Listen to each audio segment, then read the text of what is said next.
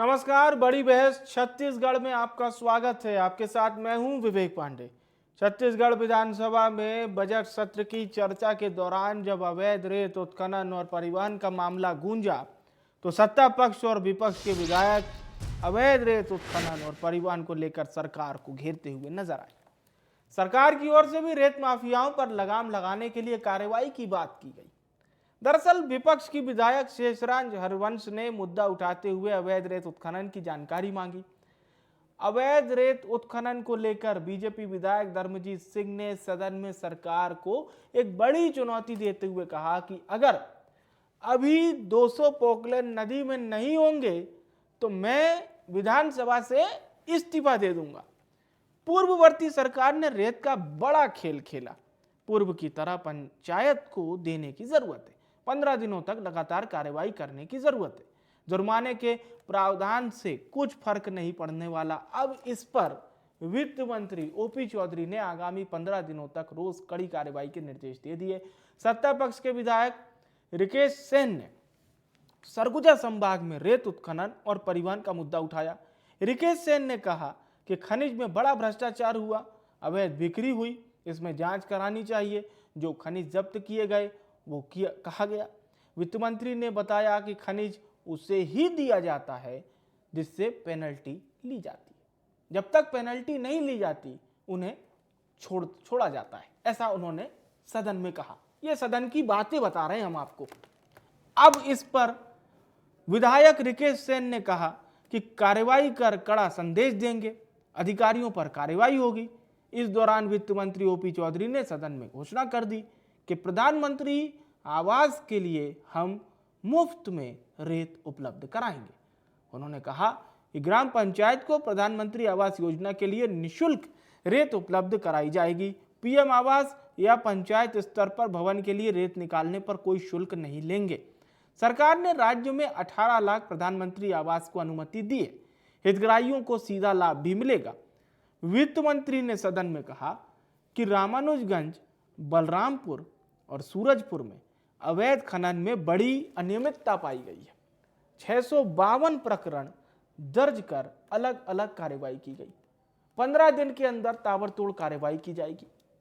इस मुद्दे पर आज हमारी चर्चा भी होगी। कुछ मेहमानों को भी आपके साथ जोड़ेंगे और ये समझने की कोशिश करेंगे कि ये जो पूरा मसला है, पहला अवैध रेत का भंडारण हो या रेत का खनन, ये अवैध नहीं होता है। इसे हमें समझने की जरूरत है। ये वैध होता है। अवैध क्या होता है?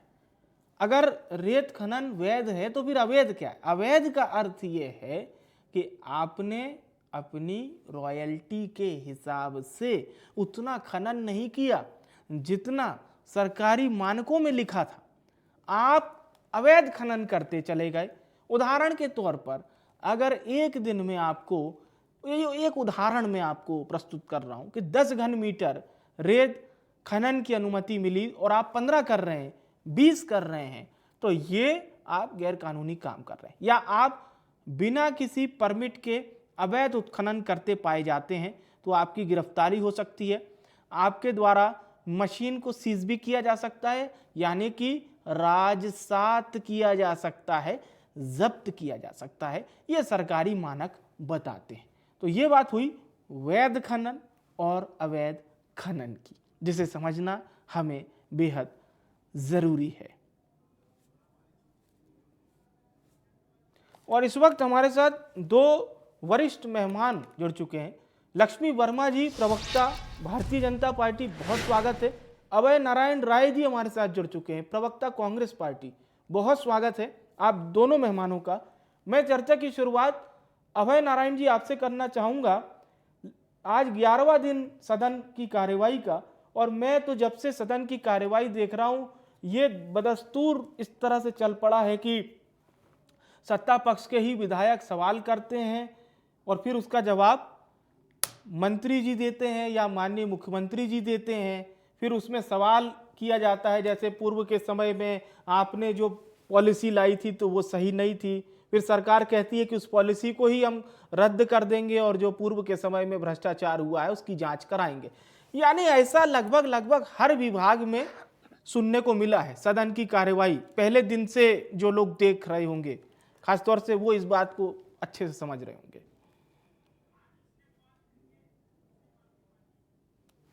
जी राय साहब। विवेक जी, निश्चित रूप से पहला सत्र जो होता है किसी भी सरकार का, तो चूंकि सरकार अभी गई है और सरकार दूसरी आ गई, कांग्रेस की सरकार थी, भाजपा की सरकार आ गई, तो अभी जो भी प्रश्न लगाए जाएंगे, उत्तर जो आएगा वो कांग्रेस की सरकार के समय की गई कार्रवाइयों का ही आएगा। लेकिन कुछ तो खेल भी हो रहा है कि प्रश्न पूछो, मंत्री जवाब देंगे और फिर जांच की मांग करो और फिर जांच मंजूर करो, ये भी खेल चल रहा है। लेकिन एक स्वाभाविक प्रक्रिया है। एक 5 साल की सरकार कांग्रेस की थी, वो गई, भारतीय जनता पार्टी की सरकार आई, तो अभी जो भी प्रश्न आप 22-23 का लगाएंगे, 21-22 का लगाएंगे, 20-21 का लगाएंगे, तो कांग्रेस के कार्यकाल का ही जवाब आएगा कि कांग्रेस के कार्यकाल में क्या कार्रवाई। वही कार्यकाल आज रेत में चला। प्रश्नकाल में रेत का प्रश्न कांग्रेस के विधायक शेषराज हरबंश ने उठाया, कांग्रेस के विधायक अटल श्रीवास्तव ने उठाया, भारतीय जनता पार्टी के धर्मजीत सिंह जी ने उठाया, भारतीय जनता पार्टी के रिकेश सिंह ने उठाया, और मुख्यमंत्री की ओर से ओपी चौधरी जी जवाब दे रहे थे। एक बहुत महत्वपूर्ण बात है धर्मजीत सिंह जी ने कही, जो अब लगता है रेत माफियाओं के हौसले देखकर जो घटनाएं हो रही हैं, और पहले भी जो भारतीय जनता पार्टी के लोग कहते थे और आरोप लगाते थे और वो सरकार में है, तो आज उनको ये रेत की नीति को लेकर बात करनी चाहिए। और धर्मजीत सिंह जी ने जो मांग की कि पंचायतों को दे दिया जाए, उस पर कोई ठोस जवाब सरकार का नहीं आया कि क्या नीति में परिवर्तन करेंगे। क्योंकि आज धर्मजीत सिंह जी ने ये भी बात कही कि 200-250 करोड़ ही तो राजस्व मिलता है, लेकिन उसकी आड़ में जो अधिकारी खेल खेलते हैं। अटल श्रीवास्तव जी कांग्रेस के विधायक ने एक सवाल उठाया था कि अवैध उत्खनन, अवैध परिवहन के अलावा जो अवैध वसूली है, पकड़े और छोड़ दिए, फाइन 10,000 है, हम 5,000 लेके छोड़ दे रहे हैं, 2,000 लेके छोड़ दे रहे हैं, सिपाही से लेके 112 तक उसी काम में लगा हुआ है। माइनिंग विभाग तो लगा ही है, तहसीलदार और राजस्व विभाग के अधिकारी जो नित्य हो तो लगे हैं, लेकिन एक तबका ऐसा है जो सुबह से शाम तक उसी काम में लगा हुआ है। अवैध वसूली कैसे हो, और वो अवैध वसूली बिना किसी के इशारे पर, बिना किसी के कहे नहीं होती। आज जो लोग भारतीय जनता पार्टी के नए नए विधायक बने हैं, नए नए मंत्री बने हैं, उनके क्षेत्र में उत्खनन हो रहा है, वो भी अपना दखल चाहते हैं। साहब वही धर्मजीत सिंह सदन में कह रहे थे कि पिछली सरकार ने रेत का बड़ा खेल खेला है। देखिए, रेत का खेल अगर पिछली सरकार ने खेला है तो वर्तमान सरकार बताए। आज जो जवाब आए हैं उसमें आप कार्रवाइयों को देखेंगे तो अधिकतर पैसे तो अवैध वसूली से आए हैं। अगर खेल होता तो वसूली कैसे होता। लेकिन वो अगर खेल खेला है कह रहे हैं, तो आज क्या वो खेल 3 महीने में बंद हो गया? आज कोई नई नीति लागू हो गई? आज क्या वो अधिकारी खेल नहीं खेल रहे हैं? आज अधिकारी क्या अवैध वसूली नहीं खेल रहे हैं? अजीत जोगी की सरकार ने छत्तीसगढ़ में रेत को फ्री कर दिया था। रेत को टैक्स फ्री कर दिया था कि जिसको जहां से रेत निकालना निकालो, इस पे कोई कर नहीं लगेगा। फिर रमन सिंह सरकार ने इसको चालू किया, 2-3 नीतियां बनाई, फिर ये पंचायतों को दिया गया, और पंचायतों को देने के बाद अभी ठेके होने लगे। तो आज जो भी प्रॉब्लम हो रहा है वो ठेका पद्धति को लेके हो रहा है। ठेकेदार, जो अभी आपने कहा ना कि अवैध क्या होता है, वैध क्या होता है। देखिए, जो रेत का ठेका होता है उसमें भौगोलिक स्थिति लिखी रहती है, कितने किलोमीटर के अंदर नदी के इतने घन मीटर रेत पूरे ठेके के दौरान आपको निकालना है।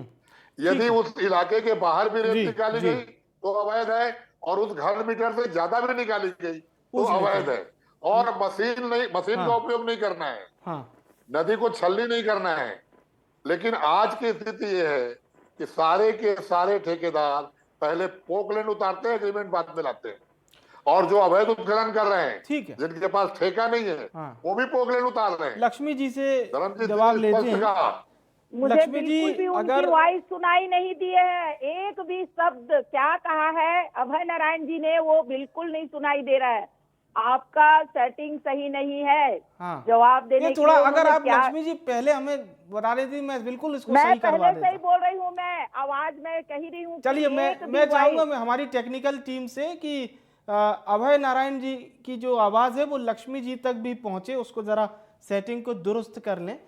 लक्ष्मी जी, अगर पूर्ववर्ती सरकार के समय में अवैध रेत खनन को लेकर ये बड़ा खेल खेला गया, जैसा कि धर्मजीत जी सदन में कह रहे थे, आरोप लगा रहे थे, तो इस जी। पर कैसे ये आप लोग उजागर करेंगे? मैंने अगर शब्द का जिक्र किया है क्योंकि अभी आरोप लगाए गए हैं केवल। देखिए, भारतीय जनता पार्टी को छत्तीसगढ़ की जनता ने जिस विश्वसनीयता के साथ में आज सत्ता सौंपी है, उस विश्वसनीयता को बनाए रखना छत्तीसगढ़ के शासन की जिम्मेदारी है और भारतीय जनता पार्टी वो बखूबी करेगी। छत्तीसगढ़ को गुंडा राज, माफिया राज बनाने का काम छत्तीसगढ़ में कांग्रेस की सरकार ने किया था। आपने देखा है किस तरह से इन्होंने, चाहे शराब की बात करें, आज 2000 करोड़ का शराब का राजस्व का बड़ी चोरी हुई, घोटाला तो हुआ, साथ साथ में वैध अवैध का जो इनका कारोबार चलता रहा है, उससे बड़े राजस्व जो है वो छत्तीसगढ़ का चूना लगा। उसी तरह से इन्होंने जब टेंडर किया तो माइनिंग में जब जिन जिन ठेकेदारों को इन्होंने टेंडर दिया, उनके द्वारा जो कितनी खुदाई जो की गई है, क्या है, कैसा है, अभी जैसे आप कह रहे थे कि इनके अवैध खुदाई क्या है, वैध खुदाई क्या है, कितना क्यूबिक मीटर दिया गया और कितना खोदे, और कहीं कहीं तो ऐसा है बिना वो उनको अलॉटमेंट हुए भी जो लगातार इनके द्वारा रेत माफियाओं के द्वारा इनके संरक्षण में जो काम चल रहा था वो सतत जारी था। और उसको जैसे ही भारतीय जनता पार्टी की सरकार बनी और इन सब कामों को हम ब्रेक लगाने के लिए लगातार जितने भी हमारे जो नदी में रेत जो घाट है वहां पे अधिकारियों के द्वारा कार्रवाई की जा रही है। और सदन में भी आज हमारे वित्त मंत्री जी के द्वारा कहा गया है कि अगले 15 से 20 और महीना भी हो सकता है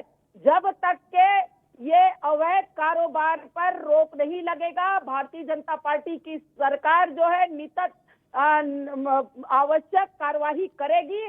और जो भ्रष्टाचार करने के लिए बढ़ावा दिए थे, ऐसे लोगों के संरक्षण में जो गलत काम हुए हैं, जो राजस्व की चोरी हुई है, उसको निश्चित रूप से हम उसके साथ सख्ती से पेश आएंगे और उसको दुरुस्त करेंगे।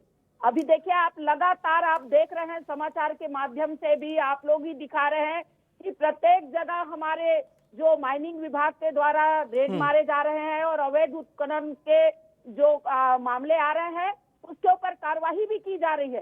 तो ये दर्शाता है कि हमारी सरकार जो है, जो अवैध काम करने वाले हैं उन पे पूरी सख्ती के साथ लगाम लगाने के लिए तैयार है। अच्छा, एक मेरा सवाल जरूर रहेगा कि आपकी सरकार बने हुए 2 माह का समय तो हो चुका है, अभी अवैध रेत खनन की स्थिति क्या है प्रदेश में अगर हम बात करें तो?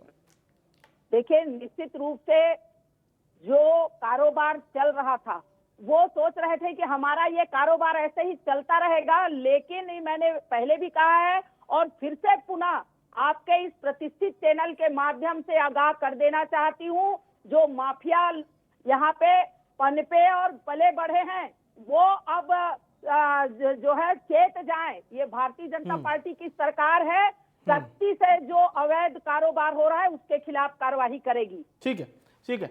अभय नारायण जी से एक जवाब मैं जरूर लेना चाहूंगा। अभय नारायण जी, ऐसे लोग जो पूर्व के समय से किसी प्रकार से अवैध रेत खनन में लिप्त हैं और वर्तमान में भी, उन पर सरकार कार्रवाई करेगी। जी, अभी लक्ष्मी बहन को सुन रहा था। मेरी आवाज आ रही है बहन? प्रणाम कर रहा हूँ। अभी आ रही है आवाज। प्रणाम कर रहा हूँ आपको, प्रणाम कर रहा हूँ। आपको भी प्रणाम है। लक्ष्मी बहन को मैं सुन रहा था। निश्चित रूप से सरकार बदलती है तो जनता किसी उद्देश्य को लेकर बदलती है और जनता उम्मीद करती है कि पिछली सरकार से ये सरकार बेहतर करेगी।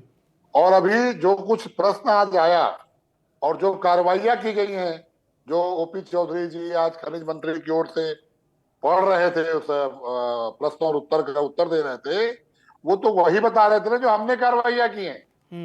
99% कार्रवाइयां की गई हैं। अवैध परिवहन को लेके करोड़ों रुपए वसूले गए हैं। बात हो रही है आज विधानसभा में कि क्या रेत की नीति बदली जाएगी, क्या इन माफियाओं से चुंगल से रेत को मुक्त कराकर पुनः पंचायत को देकर जो पुरानी व्यवस्था चलती थी। एक समय तो मैंने कहा ना कि कांग्रेस की सरकार 2000 से 2003 के बीच में थी, हमारे मुख्यमंत्री अजीत जोगी थे, उन्होंने फ्री कर दिया था रेत को, जी इसे हटा दिया था, जी। ठेका पद्धति से ही हटा दिया था, जिसको निकालना है निकालो। उसके बाद रमन सिंह सरकार ने धीरे धीरे ठेका देने इसको का काम निकालो चालू किया। निकालो ऐसा नहीं होता है भाई ठीक साहब, ठीक ठीक है पंचायत ठीक को है ठीक अधिकार है दिया लक्ष्मी जी, जाता है। आप बात रखिएगा प्लीज प्लीज। अभय जी अपनी तो बात पूरी फिर करें। वो व्यवस्था चालू हुई, फिर वो व्यवस्था चालू हुई हम्म और पंचायत की व्यवस्था चलती रही, फिर ठेका पद्धति आ गई। आज जो कुछ बातें हुई, चाहे भाजपा के विधायक ने कही हो, माननीय धर्मजीत भैया ने कही हो, कांग्रेस के शेषराज हरवंश ने, कांग्रेस के अटल श्रीवास्तव ने, रिकेश सेन ने, भाजपा के, एक चिंता सबने की कि रेत में माफिया राज आज भी चल रहा है। क्योंकि बात आज की हो रही थी, वर्तमान सरकार से प्रश्न किए जा रहे थे और सबका प्रश्न यही था कि आज भी रेत की माफिया राज चला। दूसरा, जो अवैध वसूली अधिकारी कर रहे हैं कि अगर आपको पकड़े और आपके पास पर्ची नहीं है, फाइन 25,000 लगता है, तो 10 दे घर चले जा। इस व्यवस्था का क्या है, वो तो आज चल रहा है, सिपाही से लेके 112 तक उसी पे लगा हुआ है। इसकी चिंता की गई।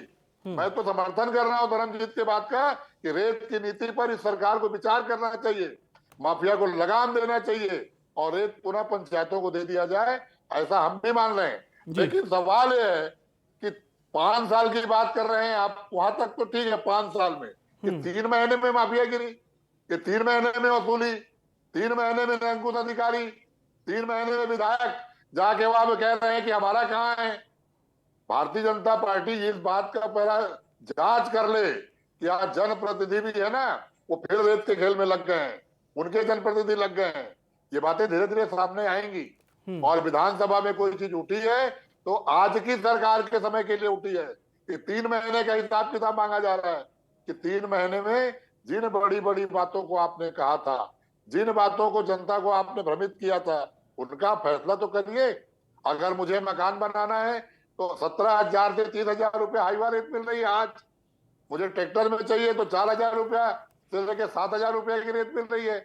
अभी एक घोषणा की आज ओपी चौधरी जी ने कि जो 18 लाख मकान बनेंगे उसके लिए रेट फ्री रहेगा, पैसा नहीं लगेगा, वो अपने निकाल सकते हैं। ये कैसे फैसला होगा कि जो निकाल रहे हैं वो प्रधानमंत्री आवास में जाएंगे, वो अटल आवास में जाएंगे, इसका निर्धारण कैसे होगा? फिर आपने उन अधिकारियों को छूट दे दिया। आप तो कानून ऐसा बनाइए जिससे माफियागिरी न रहे, कानून ऐसा बनाइए कि जो आपने जनता को भ्रमित किया था कि रेत का खेल है, रेत में ये खेला हो रहा है, अरे 3 महीने में हम अभी जनता त्रा करने लगी। अभी आगे क्या होगा क्या पता नहीं। और आज के प्रश्न अच्छी बात थी कि दोनों पार्टी के लोग, दोनों राजनीतिक दल के लोग एक सुर में थे कि रेत से माफिया राज बंद होना चाहिए। ठीक है, मैं ऐसे सवालों का आपकी स्वागत बात करता पे जवाब ले हूं लेते जब हैं दोनों दल जनता की बात करते जी हो। जी। लक्ष्मी जी से जवाब ले लेते हैं। बिल्कुल, सदन में बैठ के आज विपक्ष ने जो प्रश्न उठाया है और सदन की ओर से भी जवाब भी दिया गया है कि हम अभी ये दूसरा हमारा 11वां दिन हुआ है विधानसभा सत्र चलते हुए, और जितनी सख्ती के साथ में भारतीय जनता पार्टी ने आज ही कार्यवाही स्टार्ट नहीं की, सदन में आज प्रश्न खड़े हुए हैं, लेकिन आज लगातार हम देखें तो 1 महीने से अवैध जो कारोबार हो रहे हैं रेत के, उसके ऊपर लगातार कार्रवाई की जा रही है, राजसात किया जा रहा है, उनके ऊपर चार्ज किया जा रहा है। तो हमारी मंशा एकदम साफ है कि हम ये जो अवैध कारोबार जो चल रहा है, चाहे रेत का हो, चाहे कोयला का हुआ था, चाहे जितने भी आज छत्तीसगढ़ को बेचने का काम हुआ था, वो सब पे रोक लगेगी। छत्तीसगढ़ की जनता को जो उनका अधिकार है वो मिलेगा, जो राजस्व है वो कहीं चोरी नहीं होने दिया जाएगा। ये सारे लोग जो आज काम कर रहे हैं, दलाली का, चोरी चमारी का, ये सारा चीज बंद होगा अभय जी। ये भारतीय जनता पार्टी की सरकार है, मोदी जी की गारंटी के साथ में आज छत्तीसगढ़ में छत्तीसगढ़ की जनता को हमने जो आश्वासन दिया था वो काम हमने आते ही किया है। निश्चित रूप से आज देखिए, हमने 2 साल का बोनस तो किसान को दिया, 18 लाख गरीबों के आवास सेंशन हुए, हमारी महिला बहनों के लिए आज 20 तारीख तक के जो हमारी महतारी वंदन योजना के तहत फॉर्म भरवाए गए और 8 मार्च को जो नारी सशक्तिकरण के लिए महिला जो हमारा दिवस है उस दिन हम देने की घोषणा भी कर चुके हैं। तो हमारी मंशा एकदम स्पष्ट है। छत्तीसगढ़ की जनता के प्रति हमारे जो कर्तव्य है, हमें जो उन्हें अधिकार देना है, उनके लिए जो हमें करना है वो निश्चित रूप से भारतीय जनता पार्टी की सरकार करेगी। चलिए, मैं बहुत बहुत धन्यवाद करूंगा लक्ष्मी वर्मा जी आपका, अभय नारायण राय जी आपका बहुत बहुत शुक्रिया बड़ी बहस में हमारे साथ जुड़ने के लिए।